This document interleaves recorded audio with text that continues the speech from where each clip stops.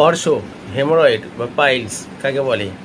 কোনো কারণবশত মলদ্বারে যে অসংখ্য ছোট ছোট শিরা উপশিরা আছে, সেই শিরায় ব্লাড কনজেশনের অর্থাৎ রক্ত জমার ফলে যদি ফুলে শিরাগুলো মোটা হয়ে যায় এবং আঙুরের থোকর মতন এক বা একাধিক বলি দেখা যায়, তখন তাকে অর্শ বা হেমোরয়েড বলা হয়।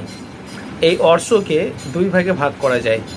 একটি হচ্ছে ইন্টারনাল পাইলস অর্থাৎ ভিতরের দিকে, আরেকটি হচ্ছে এক্সটার্নাল পাইলস অর্থাৎ বাইরের দিকে। ইন্টারনাল পাইলসের ক্ষেত্রে জ্বালা যন্ত্রণা কম হয়, ব্লিডিং বেশি হয়। আর এক্সটার্নাল পাইলসের ক্ষেত্রে বলিগুলো বাইরে থাকার দরুন পায়খানা করার সময় ভীষণ কষ্ট হয় এবং প্রচুর জ্বালা যন্ত্রণা থাকে, এবং পায়খানা করার সময় মলদ্বার বাইরের দিকে বেরিয়ে আসে এবং যন্ত্রণা প্রায় সারাদিনও থাকে। এই পাইলসকে অবস্থানগত দিক দিয়ে চার ভাগে ভাগ করা যায়। একটা হচ্ছে যখন শুধুমাত্র পায়খানা করার পর রক্ত পড়ে, জ্বালা যন্ত্রণায় ব্যথা হয়, কিন্তু বলি বাইরে বেরিয়ে আসে না।